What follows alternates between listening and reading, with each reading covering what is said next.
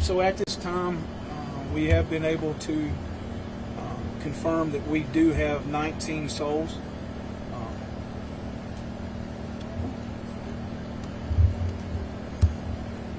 That we're looking for. So, excuse me, I ask you to keep in mind those families. This is probably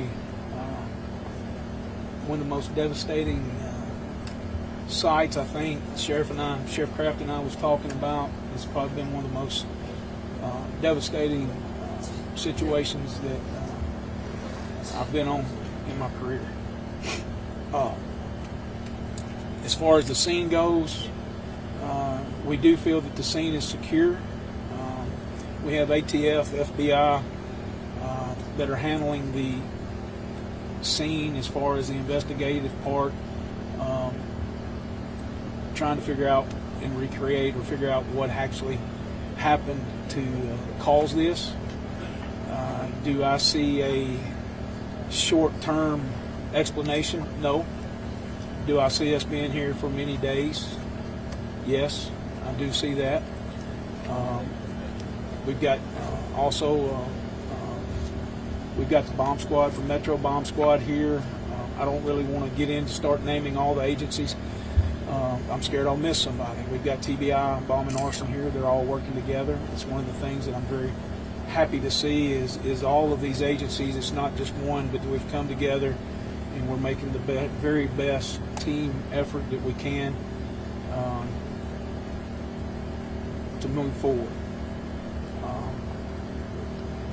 Please keep in mind that these families, and I've said it up front, I said it to start with, that's where our thoughts and prayers need to go right now. And we've just got to take one day at a time or 1 hour at a time. We're processing things. We're finding out more information. We're trying to figure out, maybe the cause of this. There's not going to be a short explanation for that. I know I'm maybe have repeated myself there a little bit. Forgive me, but we're all tired and trying to put together the best effort we can and remember the families and who we're working for. I do want to touch on Accurate Energetic. They are here with us. The facility's here with us. They have discontinued operations. They're focusing on their families, their employees. They're focusing on the next things that they need to do to try to make everything best for their people. We've got critical incident folks on the scene. I'm just sitting here trying to think through the scene. We got the critical incident people here for the families as well as some of the first responders. For those of you that don't know, it was about 7:45 a.m. this morning that this explosion happened. We had a really amazing response from the first responders, fire, and here again I commend those first responders because it was multiple jurisdictions. They worked together. They got the situation under control very quickly and safely. And when you see or you pull up to the things that they were seeing and doing and having to do at the time, they done very, very well. And anybody any questions? Sir, you mentioned the word souls earlier. Can you tell us how many people have lost their lives? I can tell you that we've had, there are fatalities. Do I want to put a number to that? Because I always, and those of you that have known me in the past, I always wish for the best. Is there a possibility that somebody might be injured somewhere or somebody that we don't know about? Yes, I can tell you right now that we're looking for 19 individuals. And a lot of times when I have this types of situation, I refer to them more than just a person. They're a soul to me. So we're trying to, I can tell you that we're missing 19 souls.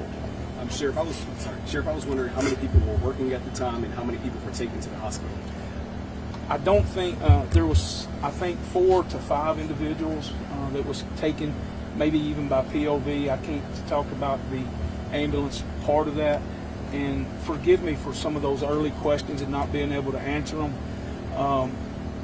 We've concentrated so hard on getting the scene secured, getting things moving, taking care of basically the security, getting the personnel that we need here, that I can't answer some of those early questions. So forgive me for that. I don't want to give the appearance that I'm avoiding that. Have you had a chance to see the building, and can you describe it?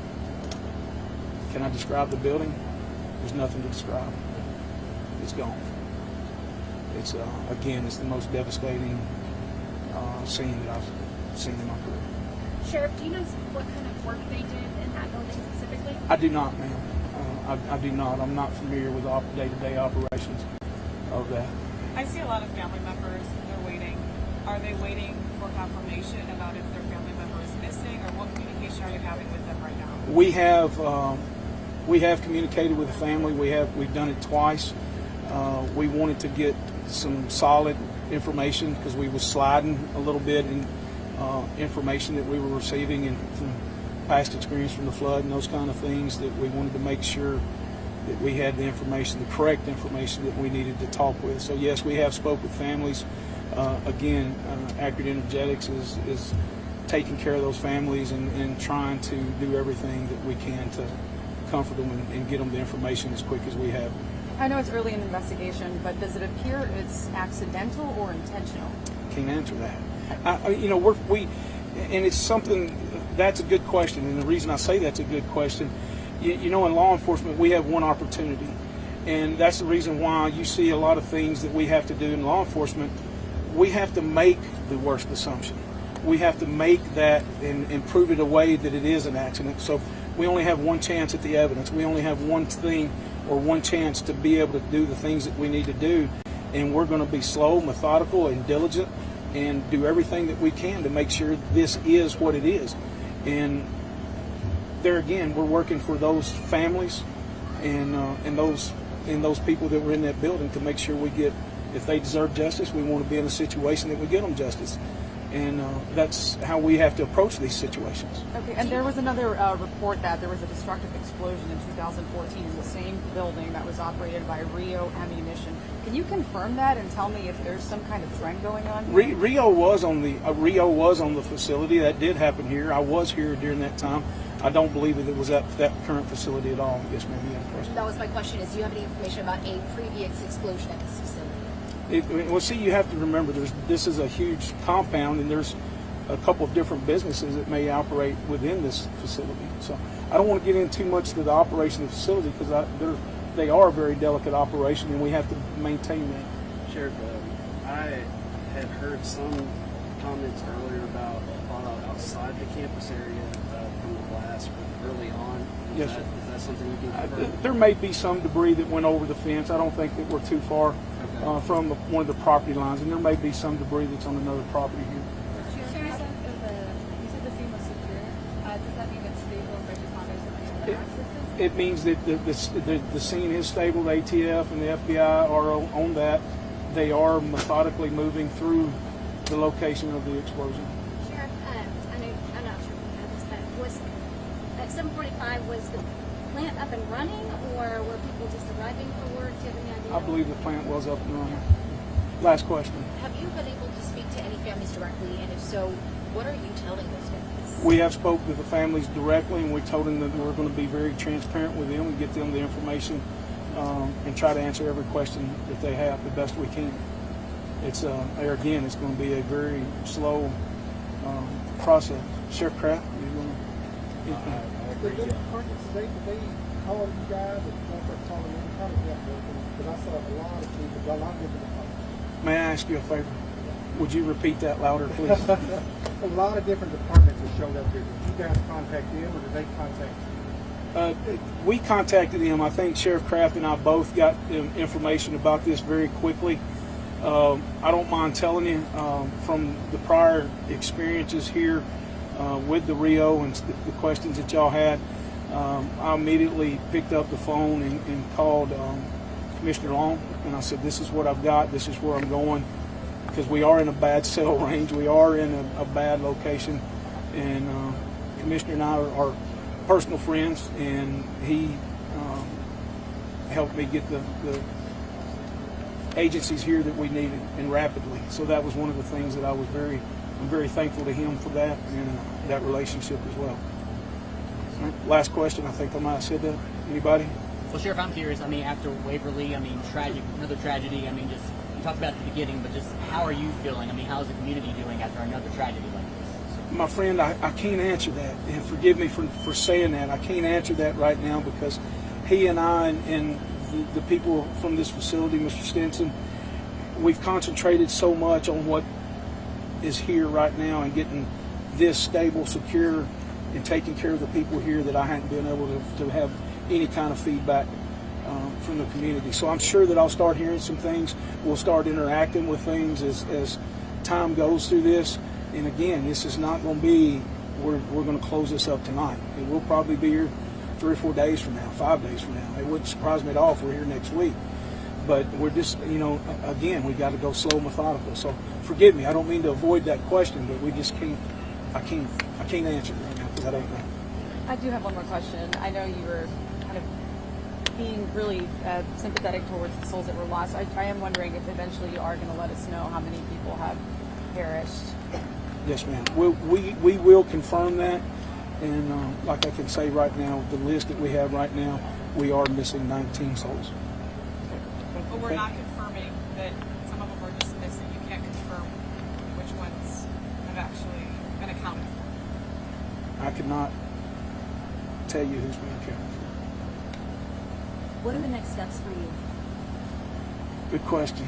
Right now, honestly, we're having to go hour by hour. We're having to take things hour by hour. We're having to take developments that's going on. We're operating this as, for lack of better words, and I don't want to say two different scenes, but we're letting them take care and doing the things that they need up there where the incident occurred. And we're taking that information, compiling what the needs are, and setting goals that we're trying to reach as we go. So to answer that, we're on that hour by hour situation. When do you think we'll have more firm numbers about the number of people being treated? Ms. Gray, if you don't mind, what time was we going to come back together? 4 p.m. I'm hoping by 4 p.m. that we can be able to tell you more information about that. So it's there again. It's not that I'm avoiding it. It's that we're getting information as we go, and that's why I want to try to maybe do these every hour or every couple of hours to be able to answer your questions. Okay. Again, is there some kind of list of missing people that we could potentially access? There was this one woman that told me her son was on that missing people list. I don't know if that's something that the media is privy to. I don't have that available for the media at this time, and we're still working with that. There again, because there's some of the delicate information, we're trying to confirm that every family's been notified, and we've got 110% have got to make sure that that's happened. The Sheriff Kraft and I have even said if there's somebody that we can't get a hold of, we're going to send officers and along with accurate, energetic staff to make sure that we go out and find that. So, excuse me, we're trying everything we can do to take care of the people. Fair enough? Hey, Chris, in years past, you've asked me to help in different aspects. Is there anything we can do to assist? Burton, I really appreciate you commenting on that. In putting things out here, we had some early pictures that was released, and man, I'm just asking you to be mindful of these families. This is a huge ordeal. It's a very devastating ordeal, and I'm not talking about devastating on the scene. I'm not talking about that. I'm talking about devastating in the fact of a loved one that just come to work and now may be missing or deceased. So please keep that in mind when you're having or doing these stories. These stories, we often find ways that we try to turn things into negative. This is a bad situation. This is a negative situation. But there's no reason for us to take the downward spiral or the downward side of this story when it comes to these families. So I'm all about that, and I'll always be about that. I think Sheriff and I both will always be about that. So, thank y'all. I appreciate it. Thank you.